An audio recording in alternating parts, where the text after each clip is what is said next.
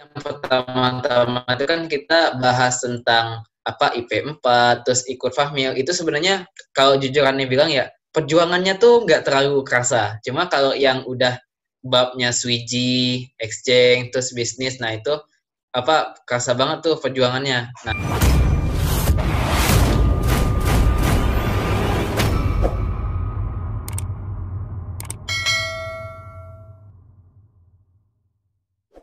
Nah, ini cerita dikit nih tentang Swiji. Jadi Swiji itu apa program ini ya kepanjangannya Six University Indonesia Japan Initiative. Jadi memang SLP, ada SLP di belakangnya. Pokoknya apa kayak belajar ini, belajar apa tuh namanya? uh, kita belajar melayani masyarakat. Nah, emang ada 6 universitas tuh, dari Indonesia 3, dari Jepang 3. Indonesia itu kan ada IPB, Unhas, Hasanuddin, sama UGM. UGM tau gak ya? Nah, kalau Jepang itu Kochi, Ehime, sama, aduh lupa aku satu lagi. Nah, pokoknya gitu. Track recordnya kalau Swiji itu kita mulai dari kita mulai dari apa tuh? BCL. BCL, ya. Itu kan kalau zaman kita kan Bina Cinta Lingkungan itu kan wajib. Kalau nggak salah ada lagi di zaman bawah itu dia jadi apa? Program ini, program apa tuh namanya? Apa ya istilahnya tuh program sukarela gitu, nggak diwajibkan. Nah, terus dari BCL itu ada. Nggak diwajibkan kalau sekarang ini. Nggak tahu tahun kapan, pokoknya ada tahun yang istilahnya dia tuh nggak wajib kan gitu. Nah, waktu dulu mah kita wajib ya. Ya dulu mah kita wajib, cuma habis itu nggak tahu lah mungkin ada pertimbangan LPPM apa gimana gitu kan. Nah setelah itu habis BCL itu aneh ini apa tuh namanya ngajuin IPB Goes to Field. Itu kan ada program ini ya, ada program rutinan tahunan. Nah jadi tahun apa tuh namanya, kalau nggak tahun 2016 tuh aneh ngajuin program 20 hari. Alhamdulillah lolos ya, alhamdulillah lolos seleksi. 20 hari ke Muara Enim, Palembang. Jadi kan memang disebah-sebah gitu kan, tergantung. Kalau nggak salah ada 8 site gitu. Nah, habis itu setelah ikut IGTF, masuklah ke tahap selanjutnya, yaitu Swiji tadi. Swiji itu istilahnya kan memang dia programnya dua ini ya. Jadi tahun pertama seleksi pertama itu kita di Indonesia. Nah, nanti seleksi lagi terus masuklah ke Jepang gitu. Apa kalau misalnya lo seleksi. Nah, jadi memang ketika di Tegal ya udah kita belajar SLP-nya itu Service Learning Program. Jadi program untuk belajar bagaimana kita melayani masyarakat gitu kan. Nah, cuma oke lah lanjut lagi cerita. Jadi kan zaman aneh itu kan masih dua site, ada di Tegal, ada di Bogor. Nah, tahun bawahnya itu juga masih dua, 2018 semua ada di Tegal, ada di Bogor. Cuma tahun 2019 ke bawah itu tinggal di Bogor aja, Ten. Jadi nggak ada lagi tuh yang di Tegal. Nggak tahu lah. Itu apa ceritanya panjang. Nggak perlu diceritain di sini. Ada ya Tapi pokoknya. Itu udah ada orang Jepangnya ke Indonesia itu waktu di Ya, Tegal atau di Bogor. Itu selalu ada orang Indonesia, ada orang Jepangnya Indonesia. Dan memang unik Jepang. sih. Istilahnya mereka tuh dalam hal kinerja memang ya kayak yang diceritakan lah, orang Jepang tuh kan etos kerjanya bagus gitu kan, rajin segala macam itu, wah kasar banget kemarin.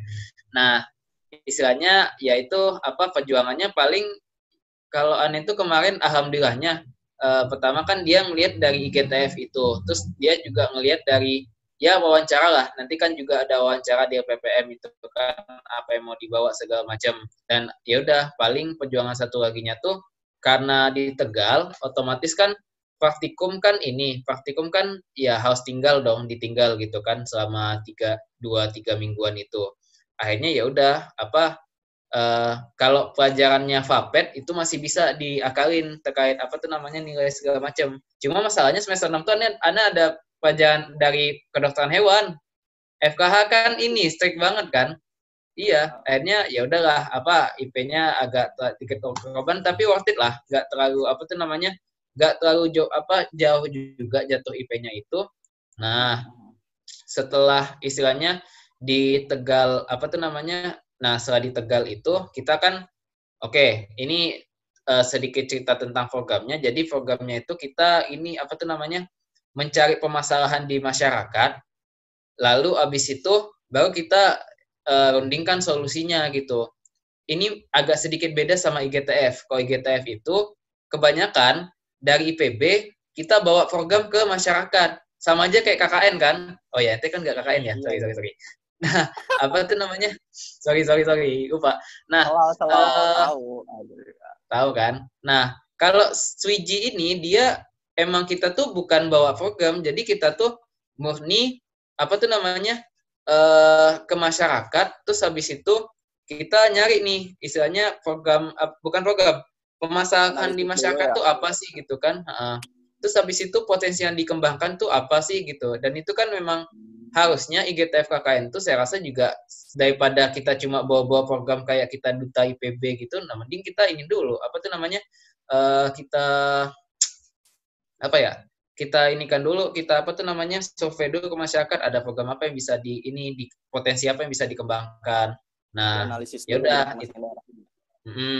Nah, dari yang Swiji Tegal itu akhirnya ya udah apa tuh namanya seleksi lagi, cuma karena ada 1 dan 2 hal ya udah aneh apa tuh namanya nggak ikut ke yang Jepang. Cuma alhamdulillah walaupun aneh nggak ikut ke yang Jepang itu, aneh tetap aja dapat teman-teman dari Jepang gitu kan, walaupun nggak banyak gitu. Ya alhamdulillah sih. Jadi mulainya dari BCL, Bina Cinta Lingkungan. Ini beneran ya kalau salah ya. Jadi BCL itu program kita bersih-bersih lingkungan ya. Jadi mahasiswa IPB dulu tuh waktu zaman kita itu wajib ya. Dulu tuh zaman kita wajib. Jadi mahasiswa itu disebar bersih-bersih lingkungan. Itu BCL ya? Iya, di 17 desa lingkar kampus lah pokoknya. Ya, oh iya cuma di sekitar lingkar kampus doang di Bogor berarti ya. Si BCL, program BCL ini menjadi salah satu syarat untuk program IGTF yang selanjutnya, berarti gitu ya? Iya. Nah, IGTF ini tadi yang kata Hairul sama sejenis KKN. Jadi kita bawa program ke masyarakat, terjun langsung menerapkan programnya dengan harapan masyarakatnya itu bisa lebih baik atau berkembang gitu, bukan sih Rul? Tujuannya itu? Ya, kurang lebih kayak gitu sih, biar masyarakat itu bisa berkembang, lebih kayak gitu. Ya, intinya kayak gitu ya. Nah, si IGTF ini adalah salah satu persyaratan untuk daftar program Swiji, gitu ya? Swiji, ya Swiji Indonesia dulu, Swiji Indonesia dulu. Indonesia dulu. Nah, dari Swiji Indonesia baru nanti ke Swiji Jepang. Oh gitu. Iya. Jadi gimana rasanya? Gimana rasanya ketemu orang Jepang dan kerja bareng berarti ya? Ya gimana ya, unik aja gitu sih. Istilahnya gini, apa kayak setelah yang kita lihat ternyata orang Jepang itu ya bahasa Inggrisnya ya gitu, tapi mereka pede walaupun bahasa Inggrisnya tuh nggak terlalu bagus-bagus banget, istilahnya dalam komunikasi tuh mereka pede dan memang aktif gitu kan, aktif bekerja, aktif diskusi, dan diskusi sama mereka itu panjang, lama banget memang, karena mereka tipe orang yang detail gitu kan, sangat inilah gitu, beda memang sama orang Indonesia dalam hal apa tuh namanya banyak hal lah. Cuma ya apa tuh 1, 2 dan mereka juga banyak ini gitu loh, ketika mereka sampai di Indo juga banyak hal yang bikin mereka terkejut. Salah satunya contohnya ketika mereka lihat sampah di sungai gitu, itu kan suatu hal yang di Jepang tuh sampai kayaknya nggak ada gitu kan. Itu langsung kayak kok gini gitu, kok Indonesia kok gini banget gitu, sampai istilahnya ada cerita tuh yang siswa Jepang tuh sampai nangis gitu kan ngelihat kok keadaan di Tegalnya gitu amat gitu ya, apa tuh namanya di Indonesia itu. Serius, dalam artian kata ya mereka sadar bahwasanya ada dunia yang nggak seini mereka gitu kan, nggak kayak mereka apa tuh namanya nggak kayak di Jepang itu gitu. Iya. Tahuan deh gimana Indonesia ya. Iya. Ya udah tapi misalnya itu Swiji. Jadi buat kalian mahasiswa yang pengen ikut Swiji, tadi Swiji cuma bisa IPB, Unhas sama UGM doang berarti yang bisa ya? Ya, IPB, Unhas sama UGM. Itu pun sebenarnya gini Ten, Kalau apa? Kalau di Unhas sama UGM persyaratannya sama. Harus IG kurang lebih sama sih. Kurang lebih sama, cuma sebelum Swiji-nya itu nggak tahu program gimana sistem seleksi mereka. Yang pasti kan ya kalau IPB kan sistemnya IPB, Swiji, dan sebenarnya program kita itu Ini cerita dikit. Jadi Swiji itu ada ikatan alumninya, namanya Ikasumi, Ikatan Alumni Swiji IPB. Nah, itu setelah kita melakukan Swiji, kita juga istilahnya ada program pengabdian masyarakat gitu kan. Jadi kita ke masyarakat, kita mengabdi, dan juga ya gitu, apa tuh namanya, pengabdian masyarakat tuh ya kita ngajar sih, kebanyakan ngajar. Makanya mungkin kalau yang suka lihat aneh tiap hari Sabtu gitu kan ke Situ Gede. Nah, itu kan ngajarin apa adik-adik yang ada di Situ Gede itu sama teman-teman juga gitu, sama teman-teman juga. Nah, itu jadi memang jangan sampai ikut Suji cuma pengen ke Jepang juga, ke Jepangnya doang. Tapi kan kita tuh harus belajar, yang penting tuh bagaimana mengabdi ke masyarakat itu, karena emang itu tujuan utamanya. Yang dari foundernya itu mungkin apa pembina Kafahmi tuh Pak Zainal Abidin gitu Ten. Jadi Swiji ini di bawah apa maksudnya? Kementerian kah atau di bawah apa program Swiji ini? Kurang paham juga sih kalau di bawahnya itu gimana. Pokoknya yang penyelenggaranya 6 universitas itu, dan juga istilahnya selain apa ya, apa tadi itu yang pengen aku bilang tuh, selain 6 universitas itu yang tapi kalau nggak salah ada ini juga sih, ada kalau yang ke Jepang itu ada bantuan beasiswa juga dari Monbusho, dari pemerintah Jepangnya tuh ada bantuan gitu. Oke, nah itu tentang Swiji tadi. Oke, jadi tadi saya lupa nyebutin di awal, jadi Hairul ini pernah exchange ke Korea. Korea, ya. Sebulan. Apakah ketemu Lee Min Ho? Kita langsung tanya aja ya. Hairul. Silakan Hairul, gimana cerita di balik exchange? Karena exchange itu kan adalah salah satu impian dari beberapa mahasiswa juga ya. Kayak seneng aja gitu ya. Salah satu impian mahasiswa kan pengen keluar negeri gitu ya. Exchange apalagi alasan untuk keluar negeri. Coba dijelaskan apa perjuangan di balik cerita seorang Agus itu bisa ke Korea. Apakah ketemu artis Korea atau enggak? Sebenarnya enggak pokoknya ketika exchange, kan tadi cerita di awal ya, bahwasanya aku tuh dari tingkat 1 itu ngincar-ngincar exchange. Kebetulan memang SMA tuh dulu udah punya paspor, pernah ikut kegiatan di Singapura kan, jadi paspor udah ada nih, tinggal istilahnya nyari. Nah, istilahnya salahnya aku tuh di semester 1, 2 itu belum punya sertifikat TOEFL, dan ya mohon maaf aja, istilahnya kayak exchange ini, Korea itu adalah yang terakhir dari 7 exchange yang coba aneh apply gitu. Jadi dulu mah apply terus. Pernah ngajuin ke Thailand, cuma kalah saing sama teman.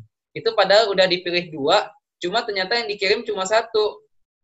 Itu sakit banget. Terus sebenarnya Korea itu semester 4 juga udah pernah ngajuin. Cuma ternyata yang lolos teman juga. Tuh, semester 4. Terus pernah juga ngajuin ke Adelaide gitu. Tingkat 1, cuma ternyata Adelaide itu kan ini ya, nggak disponsorin full. Jadi harus bayar sekitaran 8 jutaan apa. Kan itu gede banget buat aneh kan. 8 juta buat duit bulanan aja masih susah kan.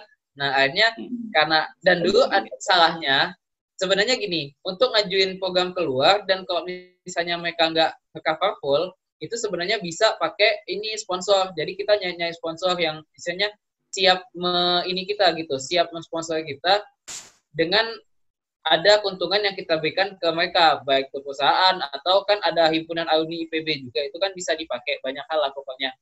Nah, apalagi ya? Ya pokoknya yang ke Adelaide itu aneh gagal. Cuma ya mungkin Ete masih ingat gak Ten, yang aneh kan dulu suka bilang pokoknya abis lulus marbot aneh pengen ke Adelaide itu. Saya kan dulu aneh ngomong gitu kan, karena emang itu programnya worth it banget buat aneh gitu kan, istilahnya ke tempat yang istilahnya mengekspor sapi terbesar di kita gitu kan, Australia. Nah, cuma qadarullah, tadi Thailand, Korea, Adelaide, Jepang juga udah. Sebenarnya Swiji juga salah satu ikhtiar saya buat ke Jepang itu, cuma karena ada 1 dan 2 hal, akhirnya ya udah saya nggak bisa ikut ke Swiji itu gitu kan. karena ya udah alasan yang nggak bisa saya sebutkan. Nah, habis itu ke Korea ini. Nah, sebenarnya ketika tingkat 7, tingkat 8 itu yang udah aku targetin banget tuh adalah cuma tiba-tiba dari fakultas dia ini apa tuh namanya kayak berubah kebijakan. Pokoknya yang bisa ikut ke Adelaide itu yang angkatan 52 ke bawah. Aduh, padahal saya kan pas itu kan angkatan 51 gitu kan. Tiba-tiba kebijakannya berubah. Kebijakannya berubah. Akhirnya ya udah apa tuh namanya? Dan pas itu kan ada pembukaan tuh apa tuh namanya program ke Korea. Sebenarnya saya kan dulu mikirnya masih kayak elah Korean apaan sih, isinya artis doang gitu kan, isinya cuma K-pop lala gitu kan. Cuma ya udahlah daripada nggak sama sekali, akhirnya berkas yang udah aneh siapin aneh buang ke situ, aneh buang ke Korea itu, malah itu yang dapat coba. Misalnya yang udah kayak yang nggak tahu diperjuangin akhirnya dapat. Dan alhamdulillah ya kita di sana programnya sebulan. Nama programnya itu GKS, Global Korean Scholarship. Itu tiap tahun ada. Jadi tiap tahun itu ada, kalau dulu 5, sekarang 6 kampus yang istilahnya mencari istilahnya mahasiswa tapi se-Asia Tenggara. Jadi seleksinya itu se-Asia Tenggara. Asia Tenggara aja berarti. Kotanya lumayan banyak. Kalau anak IPB pokoknya coba-coba main aja ke ICO, IPB Collaboration Office. Nah, itu banyak tuh info-infonya. Nah, itu tapi alhamdulillah aneh bersyukur banget. Soalnya tiket pesawat digratisin. Pesawatnya juga pesawat bagus lagi Asiana gitu kan. Tiket hidup di sana juga digratisin. Terus kebudayaannya juga banyak dikenalin. Fasilitas risetnya juga bagus. Jalan-jalannya banyak banget. Wah, pokoknya worth it banget lah buat di apply gitu kan. Bentar. Jadi persyaratan untuk mengapply itu tadi GKS ya nama programnya ya. Apa aja tuh persyaratannya? Dimulai dari persyaratan. Oke. Persyaratannya itu yang pasti satu, paspor. Nah, buat mahasiswa, mending ketika kalian itu udah masuk kampus, kalau emang niatan mau exchange, bikin paspor dari awal kampus. Soalnya kan paspor itu kan 5 tahun berlaku kan. Nah, itu satu. Dua, paspor terus habis itu yang harus disiapin juga sertifikat TOEFL atau prediction-nya lah. Cuma kalau bisa TOEFL sih, ada soalnya yang nggak mau dia prediction, pengennya TOEFL. Dan ya tadi selain itu TOEFL juga harus cek gitu, pengennya kemana gitu. Apakah via kan ada exchange doang kayak gini. Ini kan jatuhnya exchange dengan IP dan lain-lain. Exchange satu. Dua, kayak istilahnya pertukaran budaya, kadang suka adaan juga sih, cuma saya emang nggak tertarik sama itu. Terus tiga, yang kayak Swiji ini, dia berbasiskan pengabdian masyarakat, nah tinggal nyari aja. Atau keempat, karya ilmiah kan juga bisa bikin kita keluar negeri gitu kan. Nah tinggal dipilih maunya yang mana aja gitu. Dan yang pasti itu jangan ragu buat nyoba gitu. Saya aja nyoba sampai 7 kali, baru sampai ke 8-nya itu yang istilahnya ya elah berkasnya bekas buangan, ternyata itu yang dapat. Dan alhamdulillah itu membuka mata saya bahwasanya Korea itu nggak sesempit yang saya kira gitu. Terkait fasilitas riset, gaya hidup dan lain-lain, mereka itu udah hampir mirip Jepang, dan itu gila bagus banget asli. Dan bentar. Jadi buat ini teman-teman yang pengen berburu atau hunter exchange gitu ya, pengen exchange, kira-kira nyari info-infonya itu di mana dulu? Harus kemana gitu maksudnya, Rul? Oke, nyari infonya itu satu, kakak kelas. Kakak kelas itu biasanya kadang ada yang suka ngeplay itu dia tahu infonya plus cara ngeplay-nya gitu kan. Dua, istilahnya kalau IPB itu ada International Collaboration Office. Nah, itu kan istilahnya itu banyak info tentang exchange. Itu kalau maunya yang istilahnya yang se-IPB. Cuma kalau misalnya, kalau itu kan agak susah ya, kadang kan seksinya se-IPB. Nah, mending satu lagi cari info ke fakultas. Ada loh program yang dia khusus fakultas, dan itu kan seksinya lebih gampang karena kan kita cuma bersaing sama teman-teman sefakultas kita aja gitu. Iya. Oke, balik lagi ke GKS tadi, program exchange ke Koreanya. Itu sponsornya oleh siapa aja dan dapat apa aja sih ente di GKS itu? Oke. sponsornya itu dari NIIED. Pokoknya NIIED ini adalah program istilahnya kayak Kementerian Pendidikannya Korea lah gitu. Dan mereka kan punya ambisi buat merekrut mahasiswa asing sebanyak-banyaknya. Nah, salah satu istilahnya programnya GKS ini, dan banyak lagi sebenarnya ke Korea itu. Nah, apa yang kita dapat satu istilahnya ya tadi kita juga itu benar-benar kayak kuliah puppet cuma di Korea pakai bahasa Inggris gitu sebenarnya gini, kalau GKS itu nanti teman-teman cek aja, sekarang itu udah ada 6 bidang yang bisa masuk ke GKS. Jadi kayak perikanan itu ada, terus engineering juga ada, ya itu tadi ke hewan, ilmu animal science ini kan bisa diikutin dari biologi, bisa dari kedokteran hewan atau FAPED sendiri, dan ya pokoknya itu. Terus juga dapat ya tadi kalau misalnya emang pengen lanjut kuliah di Korea, GKS itu adalah salah satu golden ticket kalau misalnya teman-teman ke Korea. Terus mereka juga ngasih souvenir gitu. Mereka ngasih buku kenang-kenangan, mereka ngasih kaos, mereka ngasih cover paspor, sampul paspor, banyak lagi lah pokoknya. Enak banget kalau udah bisa ke Korea itu, asli. Ya. Nah, jadi itu full gratis atau gimana program GKS itu? Programnya full gratis. Jadi emang dibiayain dari mereka. Paling kalau misalnya kan Sabtu Minggu itu kan libur. Nah, itu tinggal ini aja ya jalan-jalan sendiri gitu kan. Gitu. Kalau mau buka just tip juga banyak untungnya, soalnya ternyata di sana skincare itu murah banget gitu. Kalau teman-teman mau buka jasa penitipan, beli segala macam gitu kan. Pantesan pada mulus-mulus ya. Iya, makanya. Emang di sana teknologi perskincarean, pokoknya tentang kecantikan dan lain-lain tuh emang risetnya bagus di sana dan murah gitu loh. Itu. Pokoknya TOP lah. Nanti tuh di daerah mana? Korsel ya? Iya, di Korea Selatan. Distrik Daejeon. Oh. Pokoknya dari Seoul kan kalau ibu kotanya kan Seoul. Cuma kalau bandaranya itu Incheon. Nah, dari situ ke daerah Ane itu sekitar sejam lah naik bus. No macet-macet ya. Di sana mah alhamdulillah. Misalnya macet itu paling daerah Seoul doang. Daerah Daejeon mah kagak.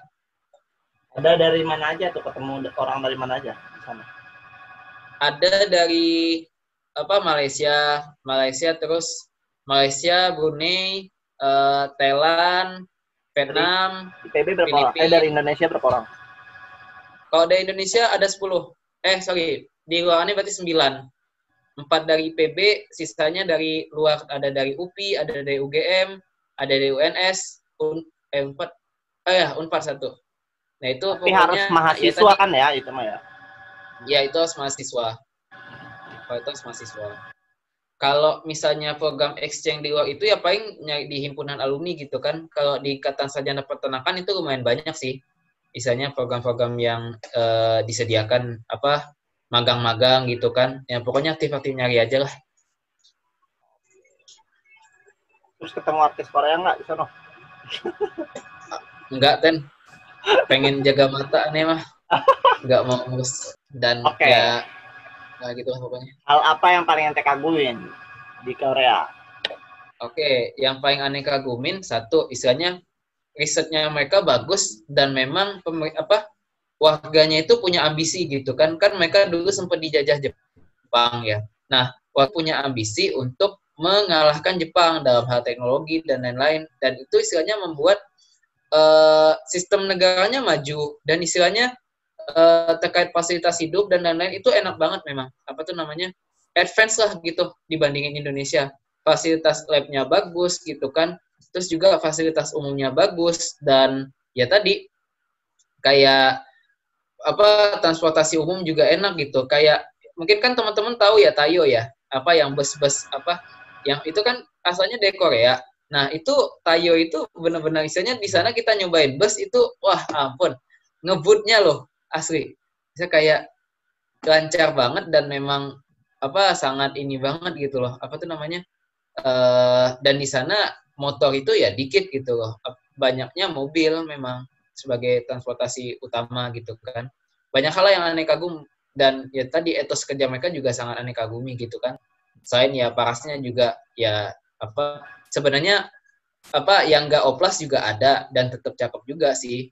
Ya tadi oplas itu karena mungkin tren aja jadi banyak yang oplas tapi yang wajah alami juga masih ada sebenarnya. Jangan disamatakan oh oplas semua enggak. Jadi kalau rata-rata banyakan yang oplas atau enggak? Bisa dong. Kalau itu oplas tuh banyak kan ke generasi yang seangkatan kita, Ten. Seangkatan misalnya 20-30 tahunan gitu. Itu yang banyak apa oplasi plastik. Itu kan juga oplas tuh karena ngelihat yang K-pop itu kan. Ya aneh pernah gitu apa naik misalnya naik LFT-nya mereka terus ngeliat ada cewek terus habis itu hidungnya tuh berperban gitu. Nggak tahu itu oplas atau sakit gitu kan. Tapi kayaknya oplas sih. Iya, kan mancungin hidung, terus habis itu ngubah. Mereka tuh kan alis kelopak matanya itu kan nggak kayak kita gitu kan, Iya. ada iketannya. Nah itu juga dioplas, terus bentuk muka juga bikin V-shape gitu. Ngeri lah pokoknya kalau udah tahu itunya mah. Oke. Nah, bahasan terakhir tentang bisnis. Oke. Bisnis kelinci. Gimana tuh? Gimana? Time-nya tinggal 8 menit kan? Iya, nggak apa-apa. Lanjut aja dulu. Oke, silakan. Terus. Oke, jadi kalau kelinci dulu tuh kan memang awalnya hobi ya. Awalnya tuh aneh juga ngeliat ente kan dulu. Kan si Pala ini kan dulu ini ya, apa tuh namanya, Maya Kelinci, dan aneh tertarik juga. Kayaknya kok asik gitu kan. Awalnya mah buat refreshing gitu, iseng-iseng. Cuma akhirnya... ente ngeliat aneh dulu. Iya. Itu aneh dikasih, kan, kelinci dikasih sebenarnya. Oh, kalau aneh mah ini aja, apa tuh namanya, mumpung di Al-Hur dulu kan pas masih di masjid itu ada lahan, terus ada tempat buat ngelepasinnya, itu mah buat hilangin stres aja, ya udah. Nah, setelah aneh mulai, ternyata, nah ada dua teman aneh nih, istilahnya satu itu dia kan dari organisasi, klub sekolah peternakan rakyat, dan itu kan banyak kelinci. Nah, cuma kelincinya nggak diurus, akhirnya diakuisisi sama dia kan. Sama satunya ini ngelihat aneh merah, jadi dia juga ikutan merah. Akhirnya kita bertiga ini bikinlah satu peternakan sendiri, namanya Soka Farmhouse. Yang mana ya udah kita apa dari kelinci, dari apa dagingnya, pengolahan dan lain-lain. Nah itu kita gabung, join, terus akhirnya kita pindah ke perumahan dosen. Dan juga ya itu alhamdulillah dari ini apa kita dikasih dana dari Kemristek Dikti melalui program apa ya, program PMW, KBMI, Kompetisi Bisnis Masih Indonesia, kita dapat 20 juta. Terus dari IPB kita dikasih 8 juta gitu. Nah, itu modal awal. Plus dari patungan-patungan kita juga, pokoknya kalau dihitung-hitung 20 jutaan ada gitu. Ya, apa tuh namanya, dalam perkelincian ini gitu loh. Jadi ikut program KBMI dulu ya awalnya ya?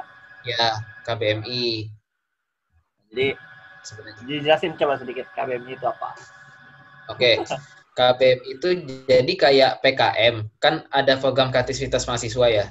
Cuma PKM versi ini bisnis. Jadi memang apa bagaimana mahasiswa itu juga dilatih untuk mengasah kemampuan bisnisnya gitu kan. Di awal juga ada seleksi-seleksi.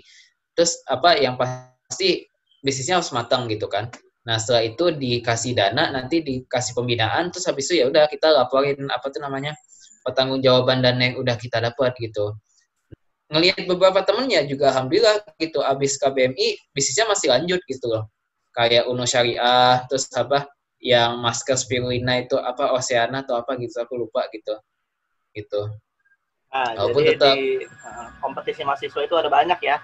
Tadi kita udah bahas tentang MTQ. MTQ itu salah satu kompetisi keislamannya gitu ya. Nah, hanya untuk wirausahanya juga ada PMW itu ya, atau KBMI dulu ya mulainya ya. Kalau KBMI itu dari Kemristek Dikti, kalau PMW itu dari IPB gitu kan. Mungkin duitnya nggak sebesar Kemristek tapi ya lumayan lah gitu mah buat mahasiswa.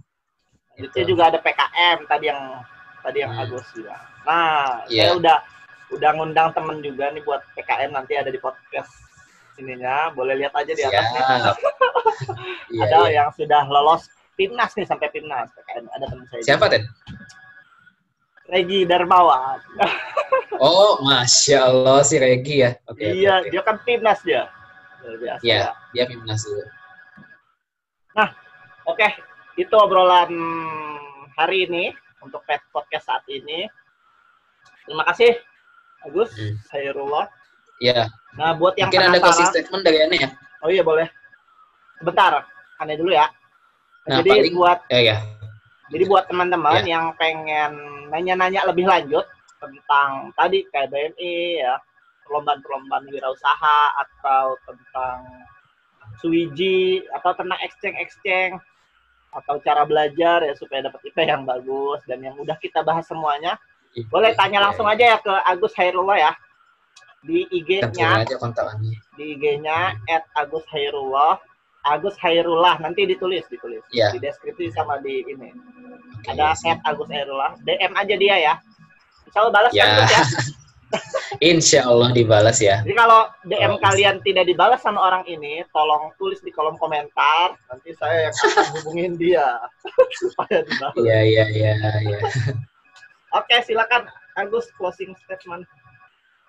Oke, kalau closing statement dari Ane yang pasti ini juga dulu yang pernah Ane terapin bahwasanya coba tulis impian-impian kalian kayak videonya Danang Ambang Prabowo itu. Saya juga dulu nulisin impian saya, walaupun banyak sih yang nggak kecoret gitu, tapi istilahnya ada usaha kita untuk ke sana, tetap tawakal, dan yang paling penting dari Ane kuliah sampai Ane sekarang itu yang penting itu adalah menjalin hubungan baik sebanyak-banyaknya. Punya banyak teman, punya banyak kenalan, itu bakal menguntungkan banget. Baik itu kalian mahasiswa, kalian jadi pebisnis, atau kalian jadi dosen, itu bakal banyak menguntungkan. Itu pesan yang harus dipegang banget. Dan yang pasti ya hubungan sama Allah ya jangan sampai putus gitu loh. Dan jangan juga bahasa puas diri, teruslah semangat untuk menuntut ilmu dimanapun dan kapanpun. Itu aja, Ten. Oke. Saya Fahri dan teman saya Agus Khairullah, mohon izin pamit. Selesai. Terima kasih Agus Khairullah. Kalau udah jadi orang sukses, jangan lupain Ane. Siap. Ane bangga berteman dengan ente.